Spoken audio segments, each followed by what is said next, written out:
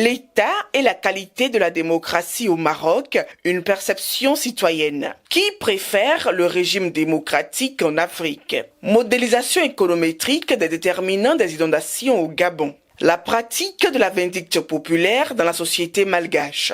La démocratie à l'épreuve des chefs traditionnels au Bénin. Ce sont entre autres les sujets de recherche des 29 participants de l'école d'été en langue française d'Afrobaromètre qui s'est déroulée à Dakar au Sénégal. Concernant le dépêche qu'on devait écrire à la fin de notre formation à l'école d'été francophone, j'ai choisi comme thème les déterminants de la participation électorale en Afrique, une évaluation empirique à partir des données du round 7 d'Afrobaromètre. Comme principal résultat, j'ai trouvé que plus les gens sont dans une classe d'âge supérieur, c'est-à-dire plus âgés, ils ont plus tendance à aller remplir le droit civique, c'est-à-dire à aller voter par rapport aux plus jeunes. Est-ce que être Peul est synonyme d'être plus en insécurité qu'être d'une autre ethnie? Voilà, c'est cela qu'on a voulu vérifier à travers le modèle Probit Logit et qui a montré effectivement que ce n'est pas le cas.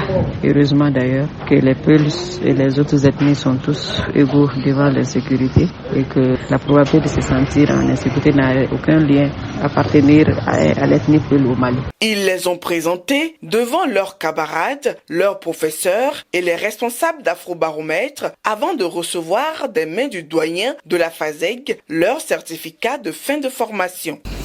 Je tenais tout d'abord à remercier et à féliciter Afrobaromètre pour cette initiative, mais aussi et surtout pour le choix qui a été porté sur notre faculté. Et j'aimerais quand même que toute la connaissance que vous avez obtenue durant ces 3 semaines, en termes de technique quantitative, de droit, que ça ne reste pas en vous seulement. Essayez de prendre ces outils qu'on vous a donnés, de les multiplier et d'aider aussi d'autres à avoir les mêmes compétences que vous.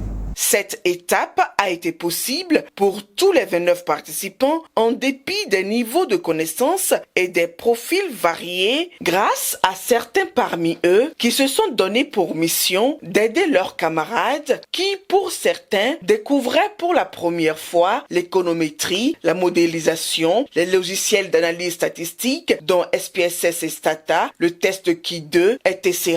Parmi eux, Boris du Gabon. On a vécu des moments assez particuliers, surtout en matière de renforcement des capacités.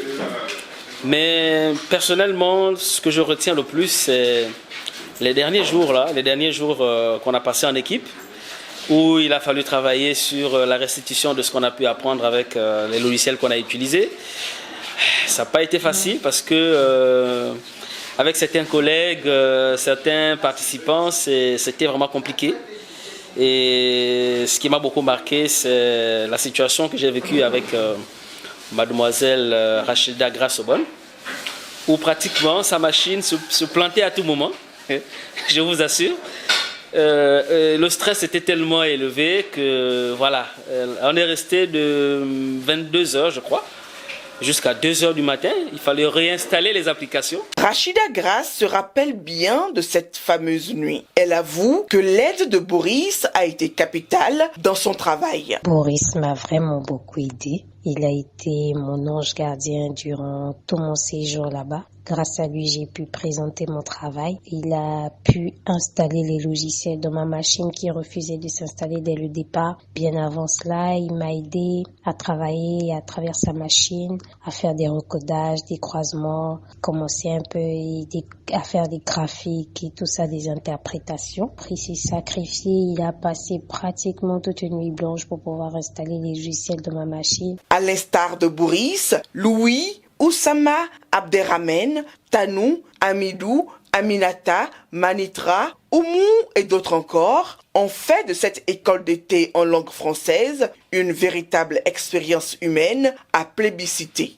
Travailler en équipe est la meilleure des choses et c'est ce que j'ai appris parce que j'ai pu donner ce que je savais de ces outils, j'ai pu aider, tout comme j'ai également reçu un appui des autres participants sur certains aspects que je ne maîtrisais pas. que pour être très honnête, on était beaucoup plus focalisé sur une analyse descriptive des données. Et là, on peut aller au-delà, c'est-à-dire faire une analyse explicative, parce qu'on a appris des méthodes, on a appris des choses, et je crois qu'on a plus d'aisance aujourd'hui de pouvoir aller au-delà de la dépêche.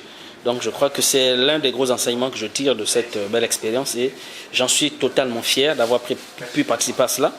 Et je voudrais très personnellement remercier Afrobaromètre. La prochaine édition de l'école d'été en langue anglaise, cette fois-ci d'Afrobaromètre, aura lieu à Pretoria, en Afrique du Sud.